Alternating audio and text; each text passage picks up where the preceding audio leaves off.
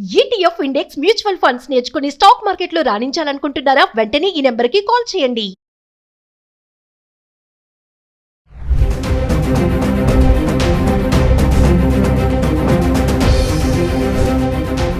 నమస్కారం, నేను మీ అడ్వకేట్ సంగీత. ఈ వీడియో ప్రత్యేకంగా అబ్బాయిలకు అలాగే అంకుల్స్ కోసం మాత్రమే చేస్తున్నాను. ఎందుకంటే నా దగ్గరికి ఒక కేసు వచ్చింది. ఒక అబ్బాయి వచ్చాడు, 27 ఇయర్స్ ఉంటాయి అతనికి. అతను ఏం చేశాడనంటే ఆన్లైన్ లో ఒక ఆంటీ పరిచయం అయింది.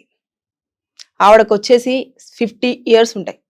ఆ 50 ఇయర్స్ ఆవిడ చూడ్డానికి అలా 50 ఇయర్స్ లాగా లేదు. సో బాగా మాట్లాడడం, నాకెవరు లేరు, నేను ఒంటరిగా ఉన్నాను అని చెప్పడంతో ఈ అబ్బాయి కూడా అరే అమ్మాయి ఒకతే ఉంది, మళ్ళీ తర్వాత ఏజ్ కూడా అప్పటి వరకు చెప్పలేదు. బాగానే మాట్లాడుకున్నారు, చాటింగ్స్ రన్ అయ్యాయి, తర్వాత కలవడాలు అన్ని ఇంకా మామూలుగా అన్ని జరుగుతూ వస్తూ ఉన్నాయి. అయితే అలాంటి టైంలో ఈ రోజు మా ఇంటికి వస్తావా అని చెప్పేసి ఆమె పిలవడం జరిగింది. ఇతను ఇంటికి వెళ్ళాడు. వెళ్ళిన తర్వాత అక్కడ ఇంకా ఆవిడ టాలెంట్ అంతా చూపించేసింది. నాకు నువ్వంటే చాలా ఇష్టం, నాకు నువ్వు లేకపోతే నేను ఉండలేకపోతున్నా, నన్ను ఇంత బాగా చూసుకున్నది అసలు ఎవరూ లేరు, మా అమ్మ నాన్న కూడా నాకు ఇంత లవ్ ఎప్పుడు ఇవ్వలేదు, ఇప్పుడు ఎవరూ లేరు, నేను ఒంటరిగా ఉన్నాను, నాకు నువ్వు కావాలి అని చెప్పేసి అడిగిందంట. సో నేను నిన్నైతే పెళ్లి చేసుకోలేను, కానీ నీతో ఉంటాను అని చెప్పేసి ఈ అబ్బాయి చెప్పాడు. చెప్పిన తర్వాత ఇంకా ఇలా నడుస్తూ వస్తుంది. అతను వెళ్ళడము, రోజు కలవడము, ఇవన్నీ.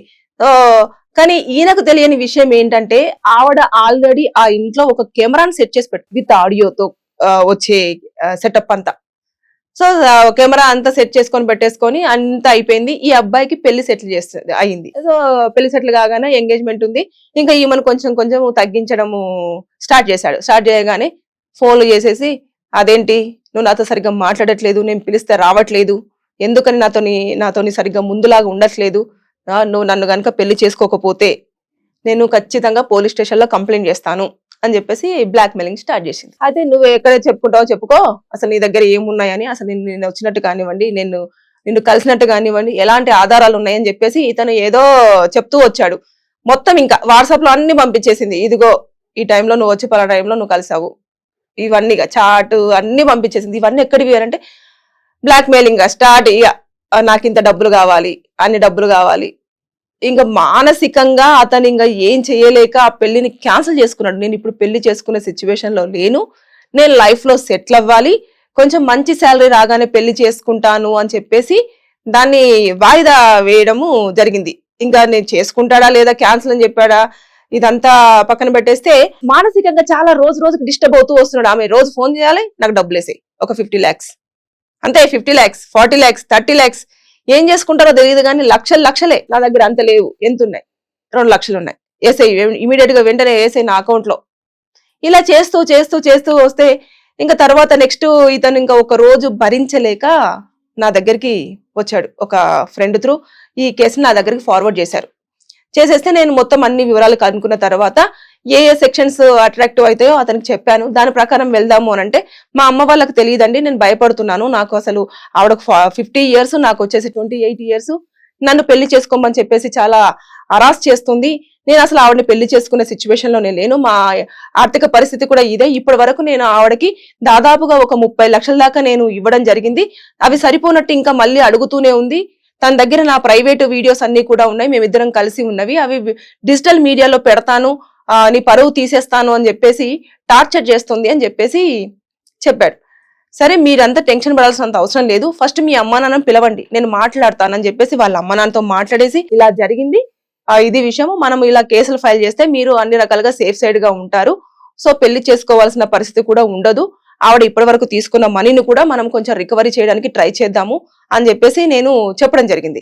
సో ఆ అబ్బాయికి వాళ్ళ పేరెంట్స్ కి నేను ఏం చెప్పానంటే మనం సెక్షన్స్ అప్లికేబుల్ చేసేసి మనం కేసులు ఫైల్ చేద్దాము, ఎందుకంటే మీ అబ్బాయి దగ్గర నుంచి బెదిరించి మరి 30 లక్షల దాకా డబ్బులు తీసుకుంది కాబట్టి మనం ఐపీసీ సెక్షన్ 384 కింద మనం కేసు ఫైల్ చేయొచ్చు. అప్పుడు ఆమెకి 3 సంవత్సరాల జైలు శిక్ష, అలాగే జరిమానా కూడా పడుతుంది. అలాగే ఐపీసీ 506 బెదిరించి ఎక్కువగా ఏవైతే ప్రైవేట్ గా వాళ్ళిద్దరు కలిసి ఉన్న వీడియోస్ అవన్నీ కూడా సోషల్ మీడియాలో పెట్టేసి నేను అంతా మీ పరువు తీసేస్తాను, నేనంతా కూడా బ్లేమ్ చేస్తాను అని చెప్పి బెదిరిస్తుందో దాని కింద ఇది కూడా వస్తుంది. ఇది కూడా ఆల్మోస్ట్ 3 years నుంచి 5 years వరకు జైలు శిక్ష ఉంటుంది, జరిమానా కూడా దీంట్లో విధించే అవకాశాలు ఉంటాయి. సో అలాగే ఐటీ యాక్ట్ కింద కూడా 66E అలాగే 67 సెక్షన్ల కింద కూడా మనం కేసు ఫైల్ చేయొచ్చు.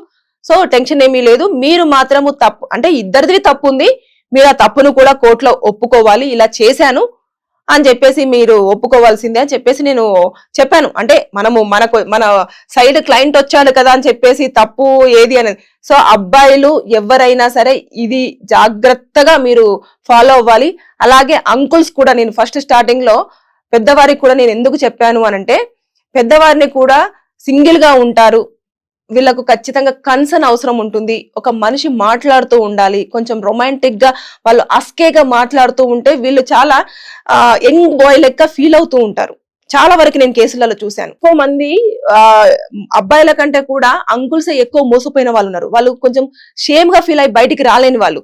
ఇప్పుడు ఈ అబ్బాయి అయితే 28 years అబ్బాయి ఎవరైతే వచ్చారో నా దగ్గరికి, అతను ఇంకొక అంకుల్ ని కూడా వేరే అమ్మాయికి పరిచయం చేశాడు. చేసేస్తే ఆ అంకుల్ దగ్గర నుంచి ఆమె 50 లక్షల దాకా తీసేసుకుంది. కానీ అతను వెంటనే ఇమీడియట్ గా దాన్ని కట్ చేయడం, 50 లక్షలు వెళ్ళిపోయిన తర్వాత ఎందుకు ఈమె దగ్గర నుంచి నాకు 50 లక్షలు వెళ్ళిపోతున్నాయి, అసలు ఈమె ఏందో చేస్తుంది అని చెప్పేసి ఆయన వెంటనే ఇమీడియట్ గా ఆయనకున్న సర్కిల్ త్రూ మాట్లాడుకొని అంత సెటిల్మెంట్ చేసేసుకొని అక్కడ క్లియర్ చేసేసుకున్నాడు. కానీ ఈ అబ్బాయి చేసుకోలేకపోయాడు. అతనైతే బయటికి రాలేదు. పరువు కోసం ఎక్కువగా పాకులాడే వాళ్ళు చాలా మంది ఉంటారు. కాబట్టి ఇది బయటికి వస్తే ఎక్కడ మేము బ్లేమ్ అవుతామో అన్న ఉద్దేశంతో బయటికి రాకుండా మానసికంగా అనుభవిస్తూ బాధని అనుభవిస్తూ సూసైడ్స్ కూడా చేసుకుంటున్న వాళ్ళు ఉన్నారు. సో లక్కీగా సూసైడ్ చేసుకోకుండా కొంతమంది ఇలా లీగల్ ఒపీనియన్ కోసం బయటికి రావడం, మమ్మల్ని లీగల్ ఒపీనియన్ అడగడము, అలాగే కేసులు ఫైల్ అవ్వాల్సింది ఉంటే కేసులు ఫైల్ చేయడము, ఫైట్ చేయడము, అసలు న్యాయం ఏంటిది అన్యాయం ఏంటిది అని చెప్పేసి తెలుసుకోవడం, ఇవన్నీ జరుగుతున్నాయి. సో ముందుగానే మీరు ఎక్కడైతే తప్పు జరగడానికి ఆస్కారం ఉందో అప్పుడే మీరు ఫుల్ స్టాప్ పెట్టొచ్చు కదా. ఎవరో మాట్లాడుతున్నారు, ఎందుకు మాట్లాడతారు వాళ్ళు? ఎందుకు? ఇంట్లో వాళ్ళు ఉంటారు కదా, మీకు పెళ్లి కావాలి, మీరు మీ ఫీలింగ్స్ ని తట్టుకోలేకపోతున్నారంటే పెళ్లి చేసుకోండి. అనవసరంగా అక్కడికి వెళ్ళేసి పెద్దవాళ్ళతో సంబంధాలు పెట్టేసుకొని బ్లాక్ మెయిలింగ్ కి, తర్వాత మానసిక ఇబ్బందికి గురవుతూ హెల్త్ ప్రాబ్లమ్స్ తెచ్చేసుకొని చచ్చిపోవాలి అని చెప్పేసి ఇలాంటి థాట్స్ తోటి రాకండి మా దగ్గరికి. అర్థమైందా? వస్తే న్యాయం కావాలని మాత్రమే రండి. సో జాగ్రత్తగా ఉండండి. Be alert boys and uncles. Thank you.